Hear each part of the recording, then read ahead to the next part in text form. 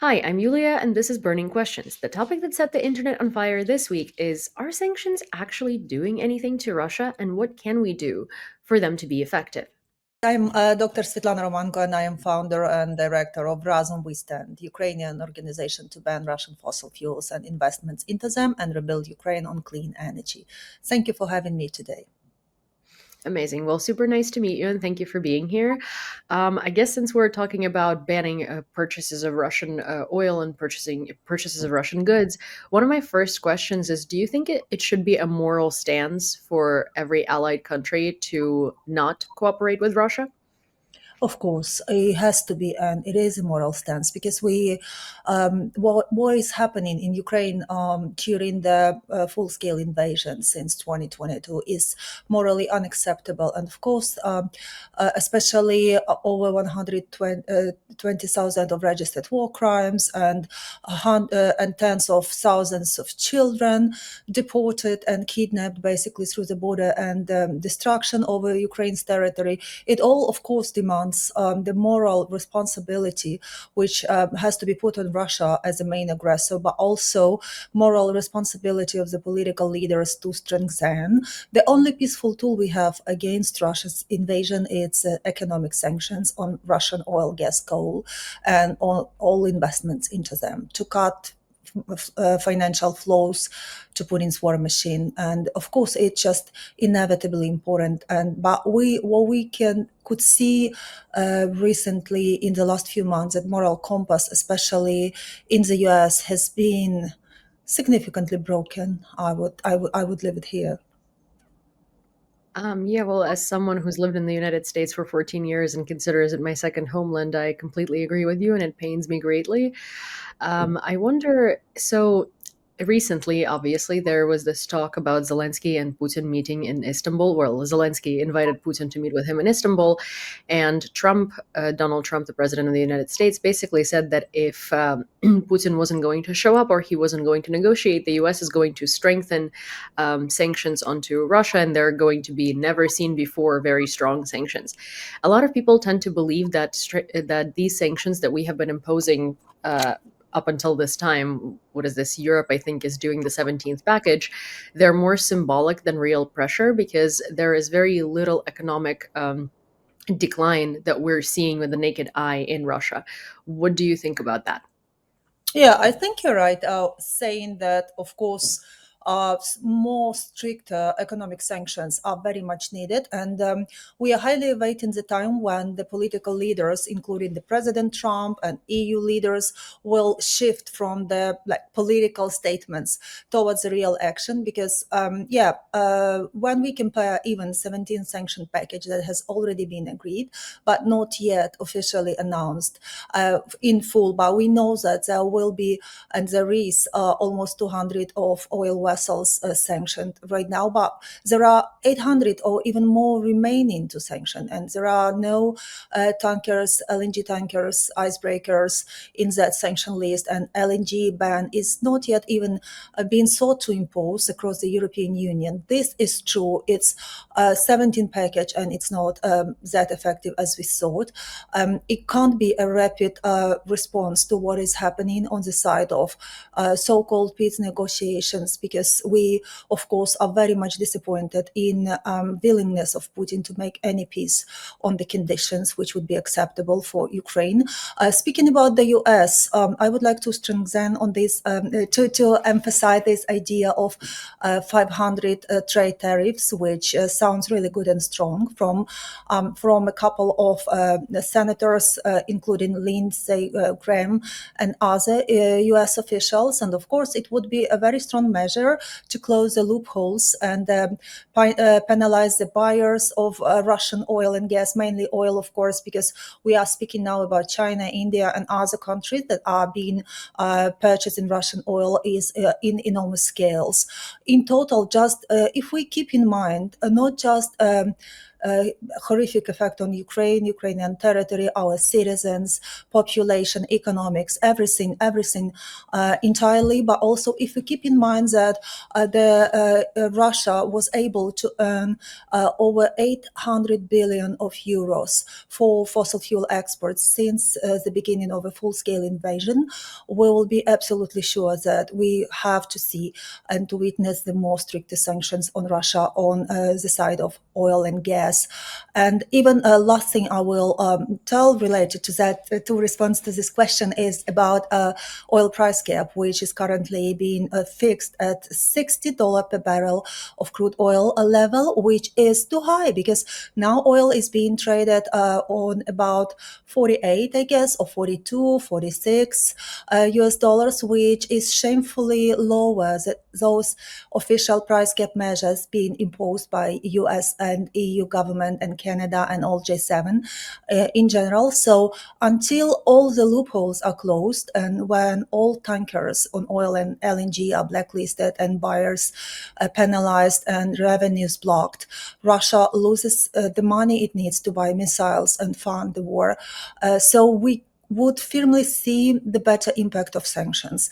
And the next 2 weeks will be really decisive in imposing those sanctions, and we will be able to see and assess if it's a really just an empty declaration or it's just a strong political willpower to sanction Russia and to force Russia to make peace. Why do you think it's taken the EU leaders and the greater Western world so long, or is still taking so long, to actually take active measures and to sanction Russia properly, to the tune of which it would actually cause an effect on their economy and their ability to conduct war? One very straightforward and blunt reason is a huge addiction to cheap Russian gas that's being grown across the continent. It's been cultivated across the European continent for many years, for decades. And now the industry and households heating were mostly dependent on cheap Russian gas, competitiveness of the EU economy. And maybe that's why European leaders are being so hypocritical and so undecisive on the strongest sanctions on Russia. And even the UK, if we compare, they absolutely agreed, because we had the conversation at Razom with the Commonwealth Office. They are very happy to support the strongest sanctions on Russian oil and gas. In the case they will be imposed by the European Union, but we haven't seen this political willpower so far. And Repower EU, which is strategic map and document that's been just released on May 6th this year, outlines reducing and actually abandoning the dependency on Russian gas in the next 2 years. But we still think it's really disappointing and it's too low ambition, given the amount of investments that have been already mobilized to reduce this dependency on Russian gas, which amount about 325 billion of euros in investments.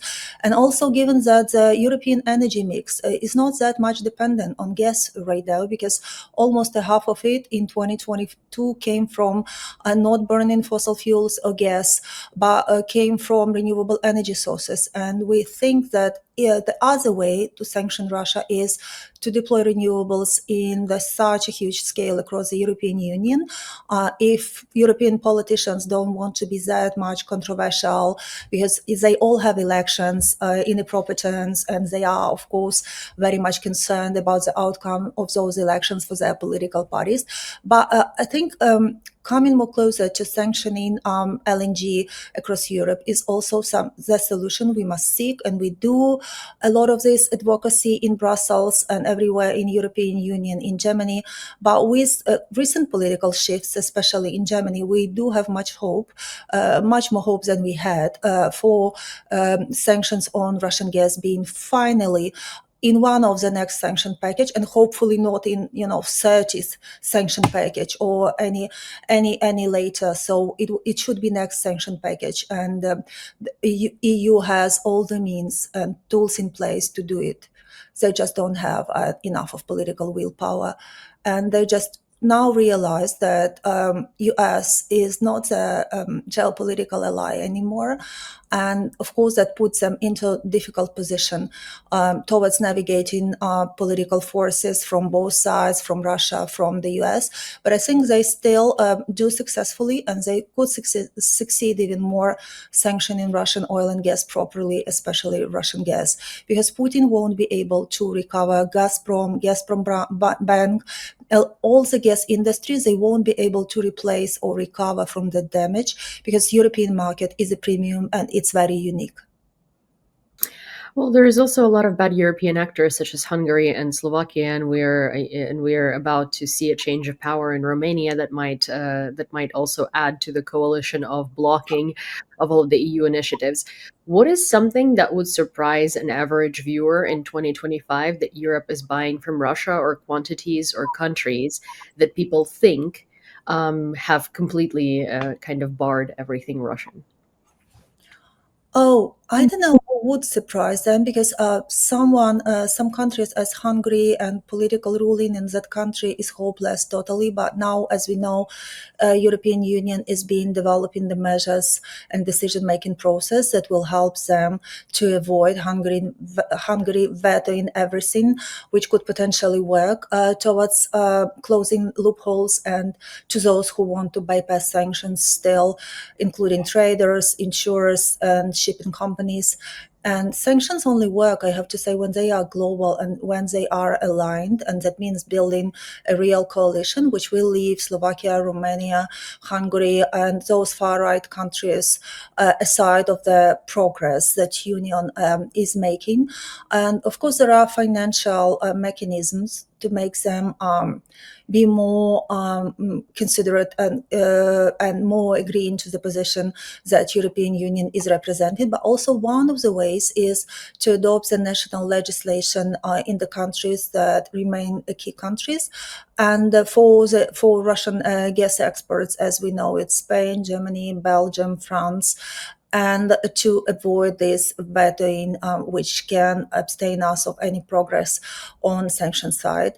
And I do know for sure that civil society and European citizens, in spite of spreading those dangerous far right ideas and raising the appropriate political parties, which are quite populist parties, and we understand why, because it's just Turkish cheap. They can talk whatever they want, but if they are brought to power, they are not able to fix these economic problems that fast and soon and efficient.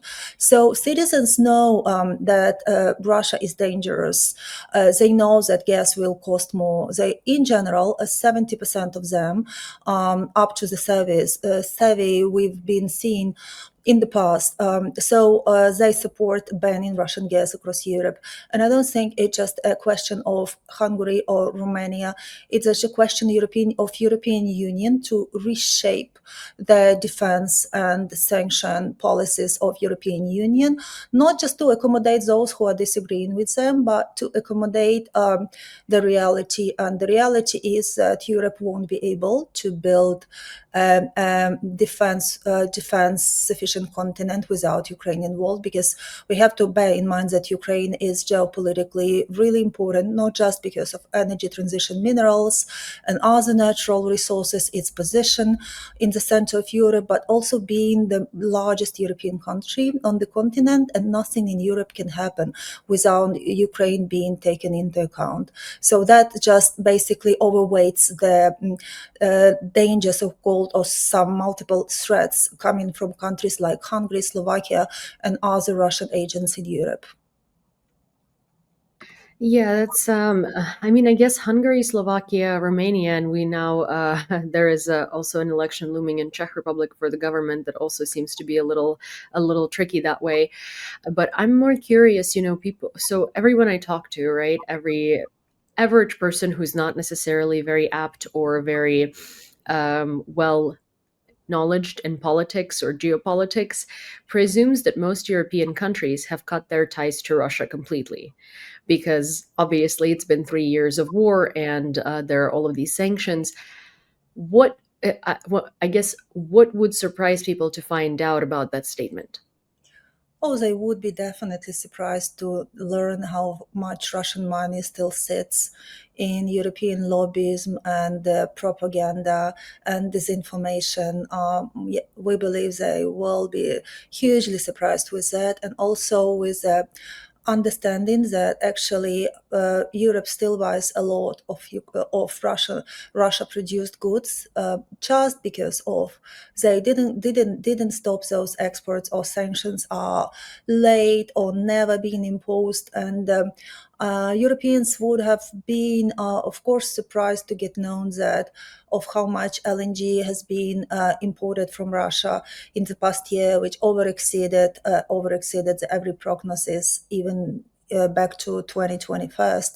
It exceeded by 34% in general, if to speak numbers. And also, they would be surprised that Gazprom is still allowed to lobby the gas flowing to Europe from Russia in Germany, in other countries, and that European politicians are still meeting those who lobby for Russia making a comeback into European markets in full and supplying that amount that they used to supply before the full-scale invasion started. But also, opening the Nord Stream could be another threat, but it doesn't. It doesn't come from Russia itself. It comes from the other side of the Atlantic, from the US, who were discussing these possibilities, as we know. And people might be surprised then, knowing that all these gas routes to Europe that has been considered a geopolitical weapons, and basically the veins of the terrorism and aggression, because gas helps fund the war. So they could be reopened again, and Europeans could find themselves being put into the other dependency on Russia for the next decade, let's say so. And that's really horrific to me. And also, some Europeans who already spent some amount of money on solar panels, heat pumps, and made their homes energy efficient, energy independent, they could be very upset with the gas potential comeback into the market, because renewable technology is something which is our future. And of course, we want to rebuild Ukraine on clean energy. It threatens also Ukraine, and our citizens know this very well. When something is not going right in Europe with policies or with the strategies, we will immediately feel that as a really poignantly on our economy, energy exports, energy markets, renewable energy markets. So we want to rebuild as a European country, and also clean energy powered country, not a country which is dependent on gas from Russia included, because if all Russian gas comes back to Europe, so it means our gas pipes will be also open for welcoming more Russian gas, which is unacceptable and shouldn't happen neither in Ukraine nor in Europe. Speaking of, so we've covered Europe very well, but how do you think the countries of global South fit in here? Because of course we see a lot of support for Russia, especially in Latin America. Well, I wouldn't say in Africa, because I think that people mistakenly believe that Africa is a homogenous continent, but it is not. It depends. In some places there is a lot of Russian influence, in some places there isn't. Then we also see India and China, for instance, quite supporting Russia and helping them evade sanctions and buying their oil. Is there a possibility of secondary sanctions coming from like the global south? And do you think there is a possibility of influencing Russia from there? And kind of what's their relationship to it and influence? Sorry. So, Global South, you are right saying that those countries represent over 60% of the global population in general, and they are all emerging economies, which are extremely important for the global trade.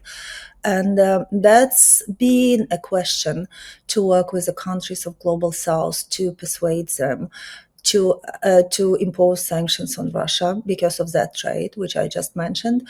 On Africa, I agree with you that it's just diverse continent which consists of 54 countries, and some of these countries are also being dictatorships who used to sustain their power and their wealth or the wealth of the very elites on the oil and gas, mainly oil, to be honest, but also gas as Mozambique. And the human rights abuse is huge in those countries. Freedom of speech does not exist. And it's happening with dictatorships, fossil fuel powered dictatorships strengthening their grips of power across African continent, Asian continent, and also Latin America continents. And it's been extremely difficult to persuade those governments who are very young and developing and using the fossil fuel resources that global north was using for hundreds of years to build their dominant position, economic position in the world, and use all the benefits of it. It's been hard to persuade them that you should stop and like keep your 80% or how many in Africa people that don't have access, not 80, sorry, it's about a half across African continent who don't have access to power at all, not neither for cooking nor for other reasons. So that's been difficult. And but I guess if those countries will come up together in one move, understanding that Russia is an equal aggressor to them, not just for global North countries that they historically have tensions with, it could have been much more successful. And also mentioning India and China. Yes, those countries are the largest buyers of Russian oil, and this is a fact. They supply Russia with oil money. They supply Russia with weapons as China directly.